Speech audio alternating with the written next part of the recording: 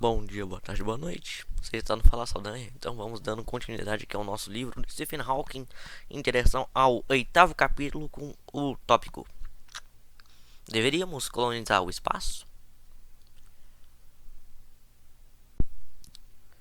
Por que ir ao espaço? Como justificar o gasto de tanto esforço e dinheiro para voltar com mais alguns pedaços de rocha lunar? Não haverá causas mais dignas aqui na Terra? A resposta óbvia é: porque o espaço está aí, à nossa volta. Confinar-se ao planeta equivaleria a ser como náufragos que não tentam escapar de sua ilha deserta. Precisamos explorar o sistema solar e descobrir outros locais que sejam compatíveis com a vida humana. Em certo sentido, a situação é parecida com o que ocorreu na Europa antes de 1492. Algumas pessoas talvez achassem que seria uma perda de dinheiro mandar Colombo a uma aventura temerária como aquela. Porém, a descoberta do novo continente fez uma profunda diferença para o velho mundo. Pense bem, não teríamos Big Mac nem o KFC. Nossa conquista do espaço terá consequências ainda maiores. Ela mudará completamente o futuro da raça humana e, quem sabe, determinará se temos de fato um futuro. Não resolverá nenhum dos problemas mais imediatos do planeta, mas nos proporcionará uma nova perspectiva acerca deles, levando-nos a olhar mais para fora do que para dentro da Terra. Tenho esperança de que isso possa nos unir diante do desafio comum. Essa seria uma estratégia de longo prazo, de centenas ou até milhares de anos. Poderíamos ter uma base na Lua dentro de 30 anos, chegar a Marte em 50 e explorar as luas dos planetas mais afastados em 200. E com chegar, eu me refiro a uma espaçonave com humanos a bordo.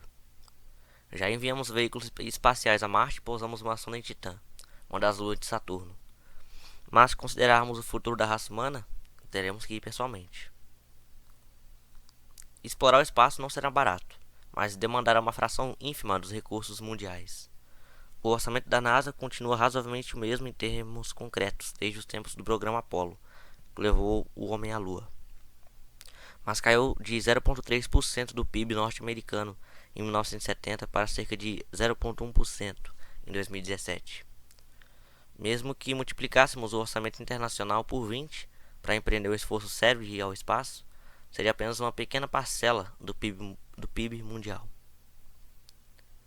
Há quem argumente que é melhor gastar o dinheiro resolvendo os problemas em nosso mundo, como a mudança climática e a poluição, em vez de desperdiçar recursos em uma busca possivelmente infrutífera por novos planetas habitáveis. Não nego a importância de combater a mudança climática e o aquecimento global, mas podemos fazer isso e ainda reservar 0,25% do PIB mundial para a exploração espacial. Nosso futuro não vale 0,25%? Na década de 60, acreditávamos que o espaço merecia um esforço. Em 62, o presidente Kennedy prometeu que os Estados Unidos levariam o homem à Lua até o fim da década.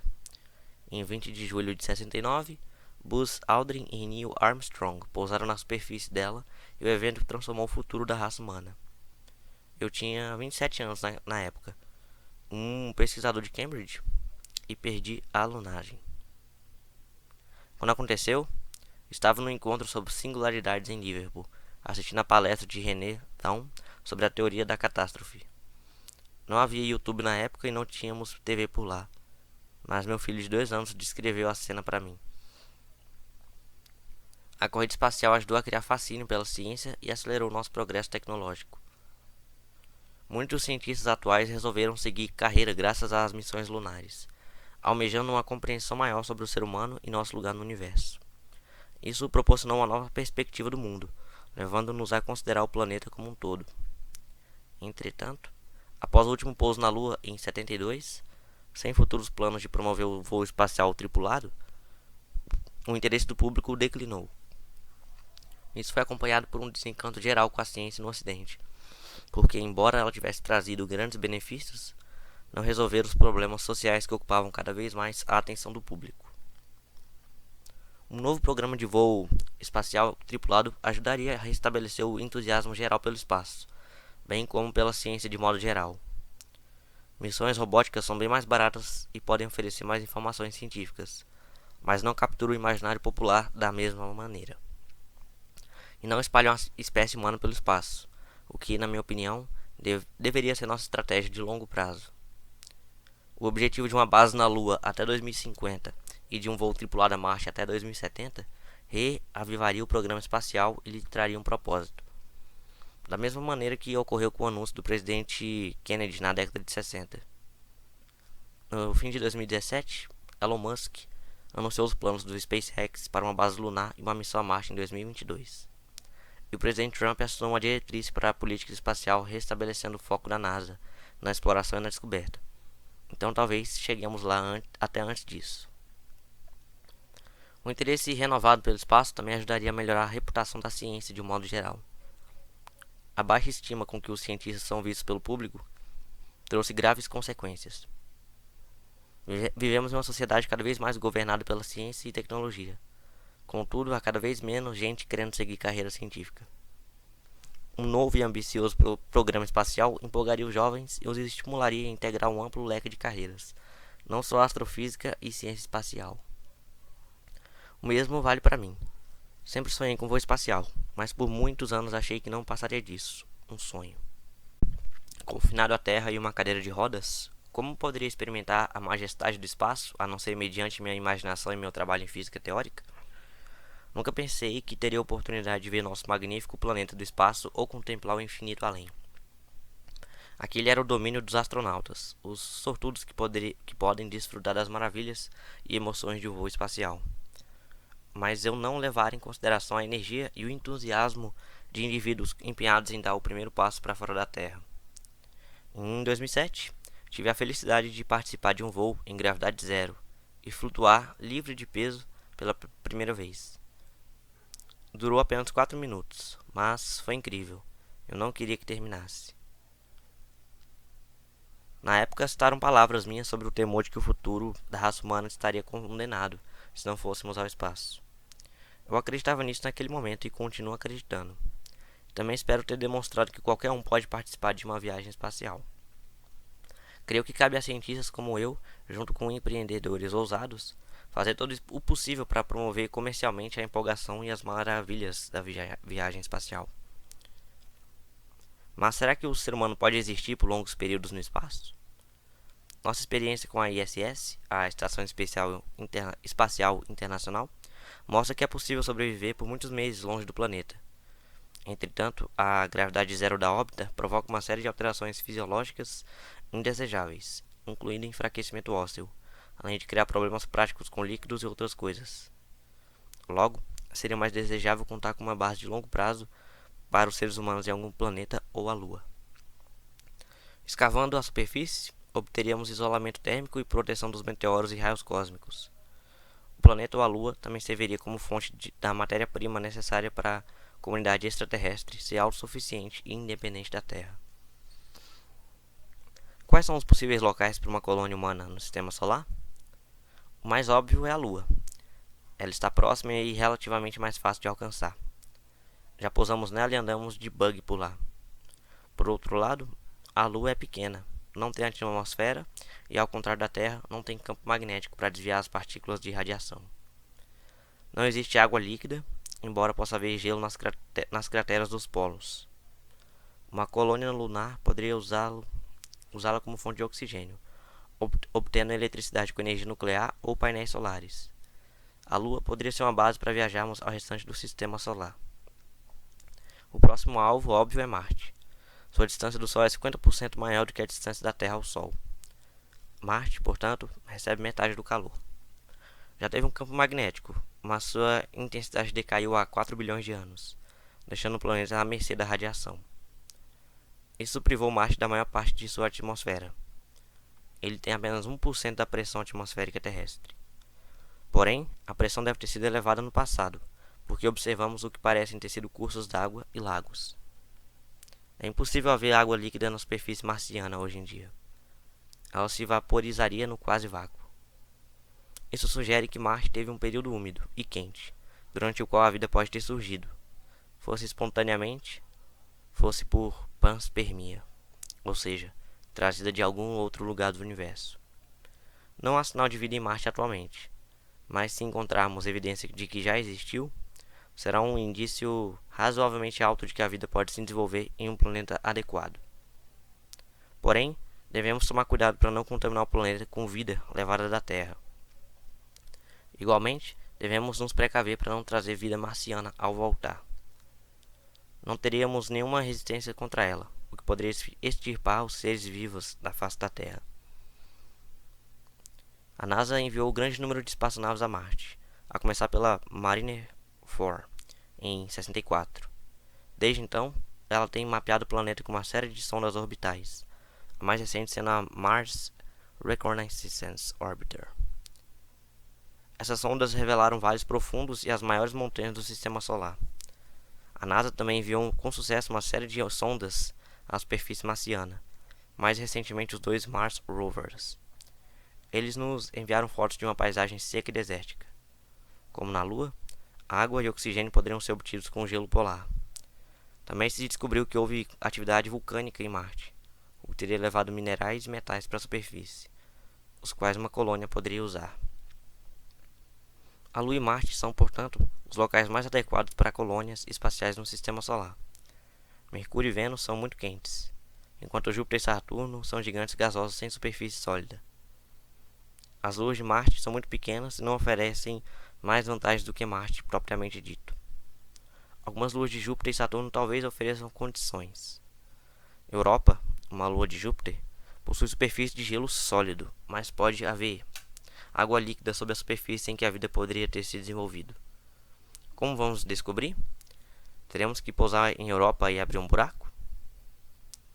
Titã, uma lua de Saturno, é maior e mais massiva do que a nossa Lua e tem uma atmosfera densa. A missão Cassini-Huygens, da NASA e da Agência Espacial Europeia, pousou uma sonda lá, que enviou fotos da superfície. No entanto, por estar tão longe do Sol, a Lua é muito fria, e eu é que não gostaria de morar com vista para um lago de metano líquido. Mas e quanto a ir audaciosamente para além do Sistema Solar? Nossas observações indicam que uma fração significativa de estrelas tem planetas em órbita. Até o momento, só conseguimos detectar planetas gigantes, como Júpiter e Saturno, mas é razoável presumir que devem estar acompanhados de planetas menores, como a Terra, de modo que alguns deles ocuparão a zona habitável, onde a estrela fica na distância certa para que haja água líquida na superfície. Há cerca de 1000 estrelas a 30 anos-luz da Terra. Se 1% delas tiverem planetas do tamanho da Terra na zona habitável, teremos 10 candidatos a novo mundo. Considere, por exemplo, Próxima B, esse exoplaneta que é o mais próximo da Terra, mas está a 4,2 anos-luz de distância. Orbita a estrela Próxima Centauri, pertencente ao sistema estelar Alpha Centauri, e pesquisas recentes indicam que ela guarda algumas semelhanças com a Terra. Viajar até esses candidatos à vida provavelmente não é possível com a tecnologia atual, mas por meio de nossa imaginação, podemos tornar a viagem interestelar em objetivo de longo prazo, para os próximos 200 a 500 anos. A velocidade em que conseguimos enviar um foguete é determinada por duas coisas: a velocidade de exaustão e a fração de sua massa que o foguete perde conforme acelera. A velocidade de exaustão dos foguetes químicos, como os que temos utilizado até o momento, é de cerca de 3 km por segundo. Ao descartar cerca de 30% de sua massa, eles podem atingir uma velocidade de mais ou menos meio quilômetro por segundo. Depois voltam a desacelerar. Segundo a NASA, levaria apenas 260 dias para chegar a Marte, com um erro de 10 dias para mais ou para menos, sendo que alguns cientistas da agência norte-americana prevêem até 130 dias. Mas levaria 3 milhões de anos para chegar ao sistema estelar mais próximo. Para viajar mais rápido, seria necessária uma velocidade de exaustão muito maior do que a fornecida por foguetes químicos, a velocidade da própria luz. Um potente raio de luz poderia impelir a espaçonave adiante. A fusão nuclear poderia fornecer 1% da energia à massa da espaçonave, que aceleraria a 1/10 da velocidade da luz. Acima disso, precisaríamos da aniquilação de matéria-antimatéria, ou de uma forma completamente nova de energia. Na verdade, a distância até Alpha Centauri é tão grande que, para cobri-la no tempo de vida de um ser humano, a espaçonave teria de transportar combustível com a massa aproximada que todas as estrelas na galáxia. Em outras palavras, com a atual tecnologia, A viagem interestelar é completamente impraticável. Alpha Centauri jamais se tornará um ponto turístico. Temos uma chance de mudar isso graças à nossa imaginação e engenhosidade. Em 2016, juntei-me ao empreendedor Yuri Milner para lançar o Breakthrough Starshot, um programa de pesquisa e desenvolvimento a longo prazo, voltado a transformar a viagem interestelar em realidade. Se ele for bem sucedido, enviaremos uma sonda a Alpha Centauri ainda nessa geração, mas voltarei ao assunto em breve. Como começar essa jornada? Até o momento, as tentativas se limitaram à nossa vizinhança cósmica. Após 40 anos, nossa exploradora mais intrépida, a Voyager 1, mal adentrou o espaço interestelar. Sua velocidade de aproximadamente 18 km por segundo significa que levaria cerca de 70 mil anos para chegar a Alpha Centauri. Esse sistema estelar está a cerca de 4,3 anos-luz de distância, ou 40 trilhões de quilômetros. Se houvesse seres vivos em Alpha Centauri hoje, os sortudos nem fazem ideia da ascensão de Donald Trump. Não há dúvida de que ingressamos em uma nova era espacial. Os primeiros astronautas da iniciativa privada serão pioneiros, e os primeiros voos serão caríssimos. Mas minha esperança é que, com o tempo, eles ficarão ao alcance de muito mais pessoas. Levar cada vez mais passageiros ao espaço trará novo significado ao nosso lugar na Terra e a nossas responsabilidades como seus guardiões, e nos ajudará a aceitar nosso lugar e nosso futuro no cosmos, que é onde acredito que reside nosso destino. O Breakthrough Starshot é uma oportunidade real para o homem fazer as primeiras incursões pelo espaço, com a intenção de sondar e considerar as possibilidades de colonização. Trata-se de uma missão de prova de conceito, com base em 3 conceitos: espaçonaves miniaturizadas, propulsão à luz e lasers com travamento de fase. A Starship, uma sonda espacial inteiramente funcional reduzida a alguns centímetros, será ligada a uma vela movida à luz. Feita de metamateriais, a vela de luz não pesa mais que uns poucos gramas. Calcula-se que 1000 Starships e velas à luz, as nanonaves serão postas em órbita. No solo, um arranjo de lasers em escala quilométrica se combinará em um único raio de luz superpotente. O raio é disparado através da atmosfera, atingindo as velas no espaço com dezenas de gigawatts de potência. A ideia por trás dessa inovação é fazer a nanonave viajar pelo raio de luz, muito similar ao sonho que Einstein tivera aos 16 anos, no qual pegava carona em um raio de luz. Não exatamente na velocidade da luz, mas um quinto disso, ou 160 milhões de km por hora. Uma tecnologia assim poderia chegar a Marte em menos de uma hora, alcançar Plutão em questão de dias, ultrapassar a Voyager em uma semana e chegar a Alpha Centauri em apenas 20 anos. Uma vez lá, a nanonave poderia registrar imagens de qualquer planeta encontrado no sistema, testar a presença de campos magnéticos e moléculas orgânicas e enviar os dados para a Terra em outro feixe de laser. O sinal diminuto seria recebido pelo mesmo arranjo de parabólicas usadas para emitir o raio de lançamento, e se estima que o retorno levará cerca de 4 anos. Um detalhe importante é que as trajetórias das Starships devem incluir um sobrevoo por Próxima B, o planeta do tamanho da Terra em que fica na zona habitável da estrela-mãe, em Alpha Centauri. Em 2017, o Breakthrough e o European Southern Observatory uniram forças para promover uma busca por planetas habitáveis em Alpha Centauri. Há metas secundárias para o Breakthrough Starshot. No entanto, ele exploraria o sistema solar e detectaria asteroides cuja rota cruza a órbita da Terra ao redor do Sol. Além do mais, o físico alemão Claudius Gross propôs que essa tecnologia também pode ser utilizada para estabelecer uma biosfera de micróbios unicelulares em exoplanetas apenas transitoriamente habitáveis. A pergunta que fizeram para ele: a era da viagem espacial civil está chegando. O que você acha que isso significa para nós? Não vejo a hora. Seria um dos primeiros a comprar uma passagem. Espero que daqui a uns 100 anos seja possível viajar para qualquer lugar do sistema solar, com exceção talvez dos planetas exteriores. Mas a viagem estelar vai demorar um pouco mais. Calculo que em 500 anos teremos visitado algumas estrelas próximas, mas não como em Star Trek. Não seremos capazes de viajar à velocidade de dobra espacial. Assim, um bate-volta vai levar ao menos 10 anos. Provavelmente bem mais que isso. Tudo isso é possível até agora, porém há enormes desafios. Um laser com 1 GW de potência forneceria apenas alguns newtons de impulsão, mas a nanonave compensa isso com a sua massa de não mais que alguns gramas. Os desafios de engenharia são imensos. A nanonave precisaria sobreviver à aceleração extrema, ao frio, ao vácuo e aos prótons, bem como a colisões contra a matéria espacial. Além do mais, concentrar um conjunto de lasers, totalizando 100 gigawatts, nas velas solares será difícil devido à turbulência atmosférica. Como combinar centenas de lasers através do momento da atmosfera? Como propelir as nanonaves sem incinerá-las? E como apontá-las na direção correta? Em seguida, precisaríamos da nanonave funcionando por 20 anos no vácuo congelante, de modo a retornar sinais por 4 anos-luz de distância.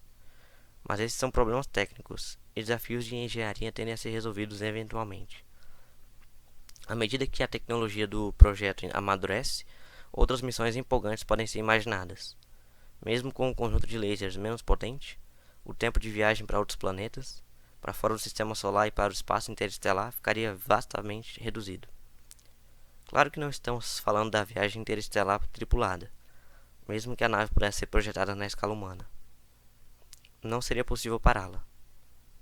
Mas a cultura humana teria chegado ao estágio interestelar quando finalmente alcançássemos um lugar na galáxia. E se o Breakthrough Starshot enviasse imagens de um planeta habitável orbitando nossa vizinha mais próxima, poderia ser de imensa importância para o futuro da humanidade. Concluindo, volta a Einstein. Se encontrarmos um planeta no sistema Alpha Centauri, sua imagem capturada por uma câmera viajando a 1/5 da velocidade da luz ficará ligeiramente distorcida devido aos efeitos da relatividade espacial. Seria a primeira vez que uma espaçonave se deslocaria com rapidez suficiente para observarmos tais efeitos. Na verdade, a teoria de Einstein é crucial para a missão toda. Sem ela, não teríamos lasers nem a capacidade de realizar os cálculos necessários para a orientação, registro de imagens e transmissão de dados por mais de 40 trilhões de quilômetros, a 1/5 da velocidade da luz. Podemos ver a ligação entre aquele jovem de 16 anos sonhando em pegar carona num raio de luz e nosso sonho, o qual pretendemos transformar em realidade. Viajar por um raio de luz até as estrelas. Estamos no limiar de uma nova era. A colonização humana de outros planetas não é mais ficção científica, e tão logo pode vir a ser um fato científico. A raça humana existe como espécie há cerca de 2 milhões de anos. A civilização começou há cerca de 10 mil anos, e o ritmo do desenvolvimento tem crescido constantemente. Se a humanidade quer continuar a existir daqui a 1 milhão de anos, nosso futuro consiste em ir aonde ninguém jamais esteve. Torço para que tudo isso dê certo. Tenho que torcer. Não temos outra opção. Final do capítulo número 8.